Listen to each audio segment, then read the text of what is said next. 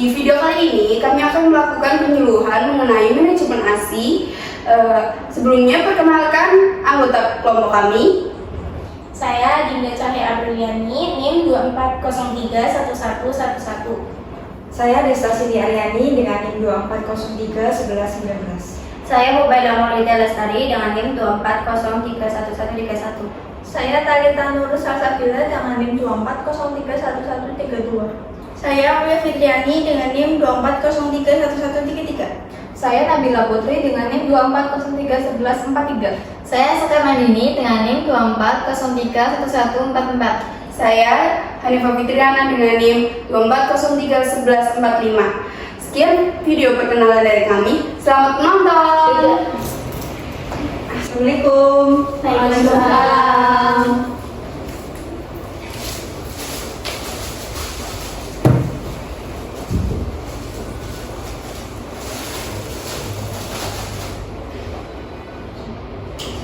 Assalamualaikum warahmatullahi wabarakatuh. Waalaikumsalam warahmatullahi wabarakatuh. Selamat sore Ibu Syahdu semuanya. Sore. Bagaimana kabarnya hari ini? Alhamdulillah baik. Oke, sebelum mulai kita akan perkenalan dulu. Kenalkan, kami mahasiswa dari Universitas Brahmada Slawi. Saya Desta dan ini adalah saya Mbak Sekar sama Mbak Nabila. Di sini kami akan melakukan penyuluhan tentang manajemen ASI. Tujuannya supaya ibu-ibu yang di sini mengetahui manfaat, terus faktor yang mempengaruhi, sampai cara mengelola ASI perah. Sebelum kita mulai, boleh dong kenalan satu persatu dulu dari ibu ini. Saya Ibu Dinda. Saya Ibu Talita. Saya Ibu Huni. Saya Ibu Bella. Saya Ibu Amu. Oke, baik. Sebelum mulai, kita briefing dulu ya. Di sini ibu-ibu ada yang udah pernah dengar nggak sih, atau udah ada yang mungkin pernah tahu gitu ya tentang manajemen ASI itu apa? Saya Sus. Saya ingin sebagai lelaki, apa yang harus saya lakukan agar ASI perah itu tetap kualitas dan aman? Baik. Rekan saya akan menjelaskan, Mbak Sekar ini akan menjelaskan tentang ASI perah. Nah, di sini ada judulnya ya. Baik, Ibu saya menjelaskan ya. Manajemen ASI. ASI adalah sumber gizi yang sangat baik untuk pertumbuhan bayi. Komposisinya seimbang dan sesuai kebutuhan bayi. Ini adalah makanan sempurna, baik dari segi kualitas maupun kuantitas. Jika menyusui dilakukan dengan benar, ASI terdiri dari lemak, protein, laktosa, dan garam organik yang dihasilkan oleh kelenjar payudara ibu dan berfungsi sebagai makanan utama bagi bayi. Selanjutnya, di sini ada manfaat ASI bagi bayi. 1. Melindungi bayi dari kuman, yaitu setelah lahir, bayi mulai memiliki bakteri dalam saluran cerna mereka. Memberikan ASI eksklusif, membantu membentuk koloni bakteri yang penting untuk pencernaan. ASI mengandung protein melindungi yang bisa melawan kuman infeksi. Yang kedua ada menyediakan nutrisi lengkap, jaminan yaitu air karbohidrat, protein, lemak, vitamin, mineral, enzim, dan sel darah. Dan asam amino dibutuhkan untuk memenuhi kebutuhan bayi sampai usia 6 bulan tanpa makanan tambahan. Yang ketiga ada jaminan asupan higienis dan aman, yaitu menyusu langsung dan ASI eksklusif, menjamin asupan higienis terutama dalam keadaan darurat. ASI aman diminum secara langsung, berbeda dengan susu formula yang bisa kontaminasi. Yang keempat ada membuat bayi tumbuh sehat dan cerdas, yaitu ASI mengandung asam lemak, penting untuk perkembangan otak serta membantu meningkatkan kemampuan sensorik dan kognitif bayi. ASI eksklusif sangat diperlukan pada 6 bulan pertama, karena masa ini termasuk periode pertumbuhan otak yang paling cepat dalam 5 tahun pertama kehidupan anak. Yang kelima ada mencegah diare dan malnutrisi, yaitu bayi baru lahir sangat rentan terhadap penyakit karena daya tahan tubuhnya belum matang. ASI eksklusif membantu melindungi bayi dari penyakit terkait kebersihan seperti diare, sekaligus menyediakan nutrisi lengkap sehingga bayi terhindar dari malnutrisi atau kekurangan gizi. Yang keenam ada memperkuat ikatan, yaitu bonding. Ibu yang menyusui langsung lebih peka terhadap syaraf bayinya, kontak fisik, dan katakan saat menyusui memperkuat bonding antara ibu dan bayi. Selanjutnya ada manfaat ASI bagi ibu. Di sini ada manfaat ASI bagi ibu bayi ya. Yang satu itu membuat pemulihan pasca persalinan. Setelah melahirkan, tubuh ibu perlu waktu untuk pulih dan menyusui obat dalam mempercepat proses ini. Menyusui melepaskan hormon oksitosin yang membuat ibu merasa lebih tenang. Yang kedua, dan mengurangi risiko kanker. ASI eksklusif bermanfaat bagi ibu karena dapat menurunkan risiko kanker payudara dan kanker rahim. Saat menyusui, sel payudara aktif memproduksi ASI sehingga lebih kecil kemungkinannya terjadi kelainan sel. Yang ketiga, dan mengurangi risiko depresi pasca persalinan, yaitu menyusui dapat membantu mencegah atau mengurangi gejala depresi pasca persalinan. Hormon oksitosin yang dilepas selama menyusui meningkatkan perasaan bahagia dan mengurangi stres. Yang keempat, ada membantu memberi cara pada kelahiran. Menyusui eksklusif dapat berfungsi sebagai kontrasepsi alami. Disebabkan bayi yang merangsang hormon yang memicu produksi ASI, sekaligus menekan hormon yang memicu ovulasi. Akibatnya, kesuburan sementara tertunda. Bila ibu belum menstruasi dan bayi hanya terdapat ASI langsung tanpa tanda apapun, maka selama sekitar 6 bulan pertama setelah melahirkan, ibu kecil kemungkinan untuk hamil kembali. Yang kelima, adalah menghemat biaya. Dengan menyusui ASI eksklusif, ibu tidak perlu membeli susu formula dan perlengkapan menyusui seperti plastik ASI, pumping, dan juga mobil bagi ibu bekerja. Manfaat ini dapat dirangsang secara langsung maupun secara jangka panjang pada keuangan keluarga.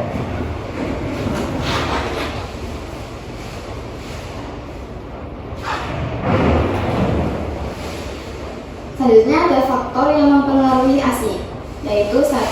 Rangsangan otot-otot payudara. Rangsangan pada payudara seperti mengurut atau menyiram dengan air hangat dan dingin bergantian diperlukan untuk meningkatkan produksi ASI. Yang kedua adalah keteraturan bayi mengisap. Isapan bayi merangsang otot polos payudara yang memicu otot melepaskan lebih banyak hormon pituitarin dan kelenjar hipofisis kolesterin. Yang ketiga adalah kesehatan ibu. Kesehatan ibu sangat mempengaruhi produksi ASI. Jika ibu sakit, asupan makanan berkurang atau kekurangan darah yang membawa protein, produksi ASI akan menurun. Selain faktor fisik, keberhasilan menyusui juga sangat bergantung pada emosi dan sikap ibu. Yang keempat ada makanan dan istirahat ibu. Makanan diperlukan oleh ibu dalam jumlah lebih banyak, mulai dari hamil hingga masa nifas. Istirahat berarti mengadakan pelemasan pada otot-otot saraf setelah mengalami ketegangan karena beraktivitas. Selanjutnya ada teknik menyusui yang benar. Satu itu rebahan atau reclining, yaitu kepala dan badan bayi dalam satu garis lurus. Wajah bayi menghadap payudara ibu dan hidungnya sejajar dengan puting. Setelah tubuh bayi ditopang dengan baik dan di dekat ibu. Yang kedua ada cradling, yaitu menopang bayi dengan lengan yang sama dengan sisi payudara. Yang ketiga ada cross cradling, yaitu menopang bayi dengan lengan yang berlawanan dengan payudara. Yang keempat ada pull, yaitu menopang bayi di bawah tangan. Yang kelima ada lying down, yaitu berbaring berhadapan dengan bayi. Di sini ada teknik pelekatannya, yaitu bisa disingkat, ibu bisa mengingat-ingat dengan singkatan amubida, yaitu A itu areola. Areola adalah bagian berwarna bulat di sekitar puting. Perlu diperhatikan bagi ibu saat menyusui adalah memasukkan sebagian besar areola bagian bawah ke mulut bayi. Yang itu mulut. Ketika ibu memasukkan puting dan areola ke dalam mulut bayi, pastikan mulut harus terbuka lebar, bukan mengatuk mulut ke arah dalam atau merapatkan ke arah dalam. Yang itu bibir. Saat menghisap puting, bibir bayi harus terbuka doer bawah sehingga areola sebagai besar bagian bawahnya masuk ke dalam mulut bayi. Yang itu dagu. Pentingnya memposisikan dagu menempel payudara ibu agar hidung bayi tidak tertutup. Di sini ada menyusui yang benar, yaitu gerakan isapan lambat dan dalam diselingi dengan jeda. Selanjutnya ada pipi bayi tampak penuh, tidak cekung saat menyusu. Yang selanjutnya ada ibu tidak merasa sakit pada puting. Yang terakhir adalah bayi tampak tenang dan puas setelah menyusu. Di sini ada pengolahan ASI perah, yaitu pemberian risiko ASI perah, risiko kontaminasi, potensi kontaminasi mikroorganisme selama proses, yaitu memerah, menyimpan, mengangkut, dan menyajikan.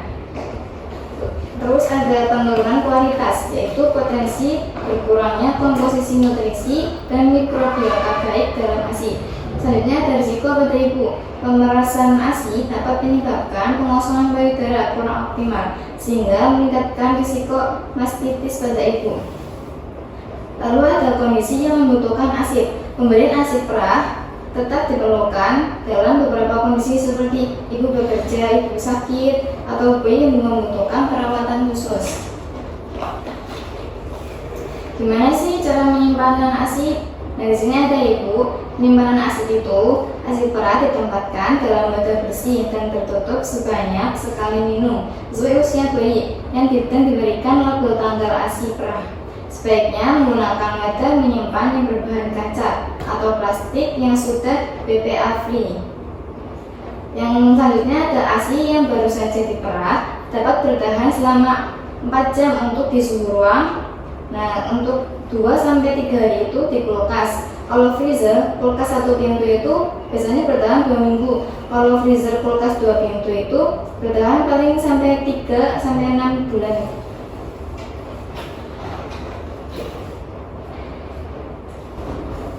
Cara menyiapkan ASI, yaitu cara mencairkan ASI perah yang dibekukan atau di freezer, yaitu diturunkan ke kulkas selama 12 jam untuk menghindari perubahan suhu yang ekstrem.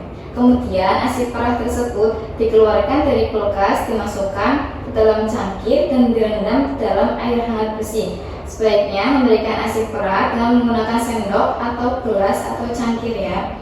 Pemberian ASI perah menggunakan botol atau dot tidak disarankan karena selain sulit dibersihkan juga akan menyebabkan bayi bingung puting. Ibu, mungkin materi dari saya segitu aja ya. Apa Ibu? Sus, kalau misal payudara lecet atau luka karena menyusui itu kenapa ya? Baik Mbak Aulia, pertanyaannya sangat bagus. Nah, rasa sakit itu biasanya tekniknya itu salah peletakan. Nah, di sini rekan saya akan menjelaskan tata cara menyusui dengan baik ya. Sus.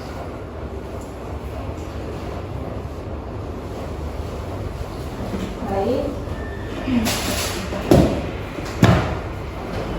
Baik ibu-ibu, di sini saya akan mendemonstrasikan cara menggendong bayi yang benar sama cara pelekatan sama menyusui dengan rumus Amobida. Boleh di sini ada yang apakah ada bantal? Ada. Ibu sih ibu pinjam ya. Sama saya tolong ada satu orang yang buat maju buat membantu saya untuk nanti.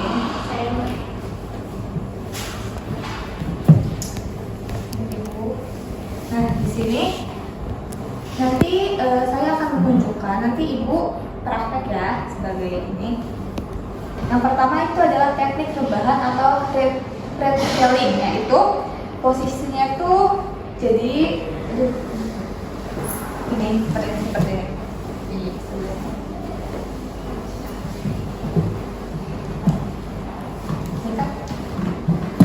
Ini rebahan. Posisi bayi bisa dibuka mbak? Ini bisa.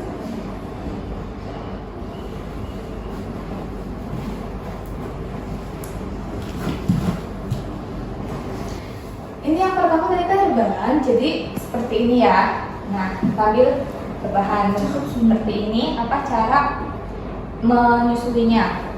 Ini ibu bisa diperhatikan.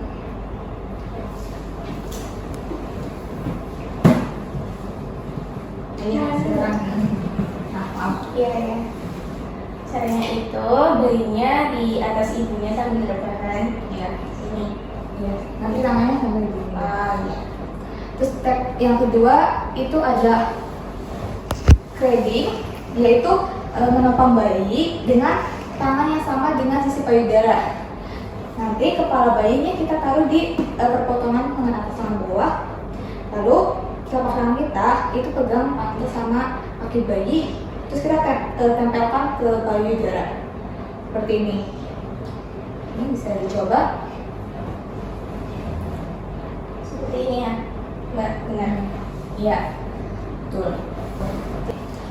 Untuk menopang menyusui yang ketiga itu hampir sama, cuma bedanya lengan yang menopang itu berlawanan. Misalkan ibu menyusui di payudara sebelah kiri, itu menggunakan lengan sebelah kanan, seperti ini.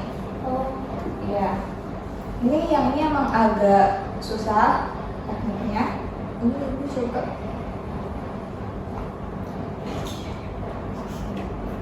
ini sus. Iya, seperti itu. Untuk teknik yang keempat itu ada cloth. Cloth itu menopang bayi dengan kedua tangan tapi di bawah, tidak ditempelkan. Tadi kan di perpotongan. Iya. Kalau ini pakainya ini telapak tangan, kita menopangnya kayak gini.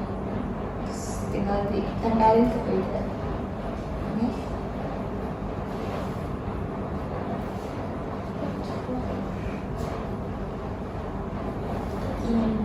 Ya.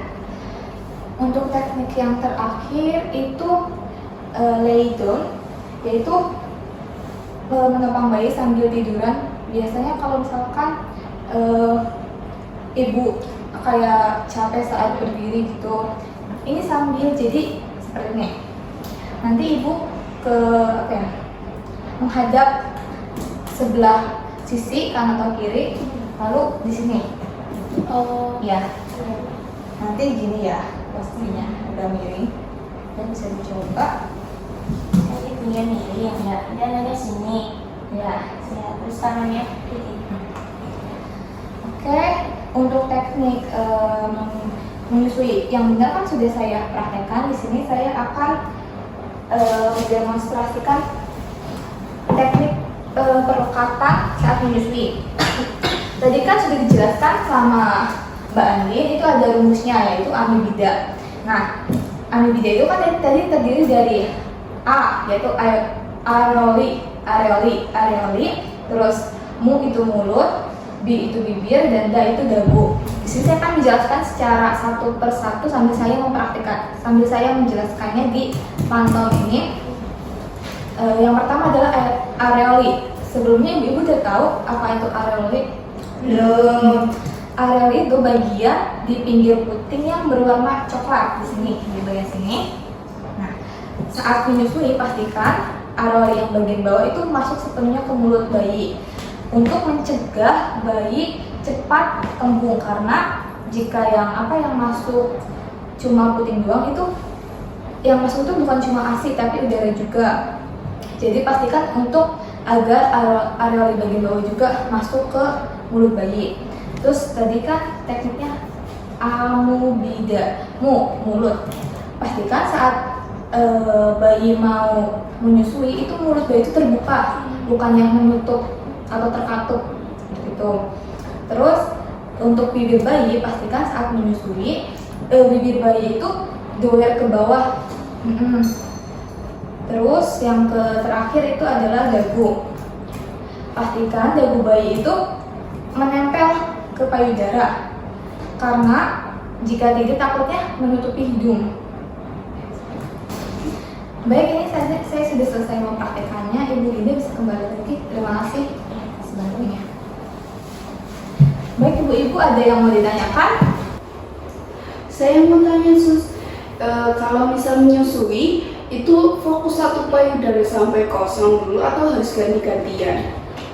Baik, kalau misalkan menyusui itu emang bagusnya itu ganti-gantian, tapi menunggu yang satunya itu kosong dulu, baru ganti ke yang sebelah sisi lainnya. Itu agar nanti bayi itu mendapatkan susu akhir yang baik, yang kaya akan lemak.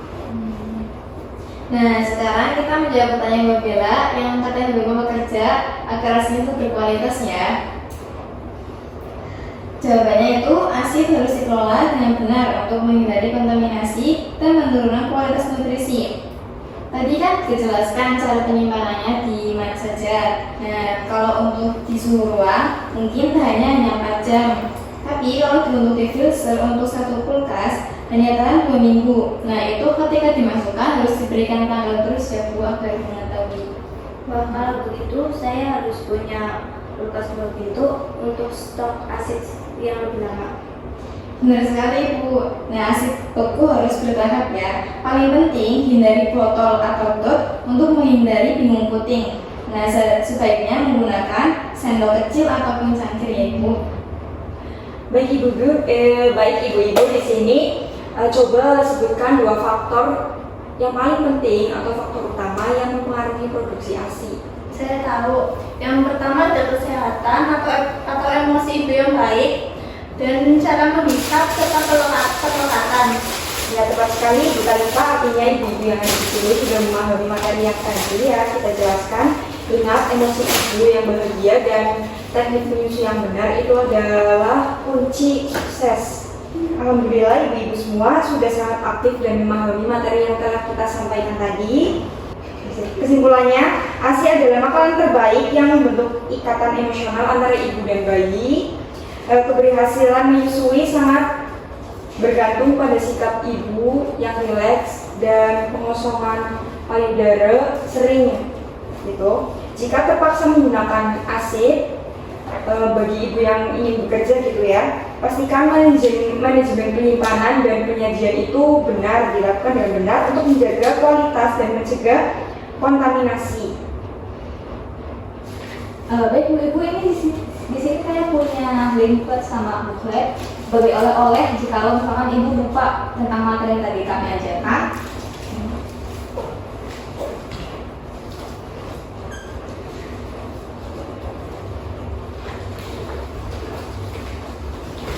Bisa dibaca-baca di rumah kalau misalkan lupa ya Ibu-ibu.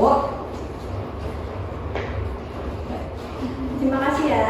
Ya, sekian dari kami, kurang lebihnya mohon maaf kalau ada salah kata atau perbuatan. Kami akhiri, wassalamualaikum warahmatullahi wabarakatuh. Waalaikumsalam warahmatullahi wabarakatuh. Terima kasih ya.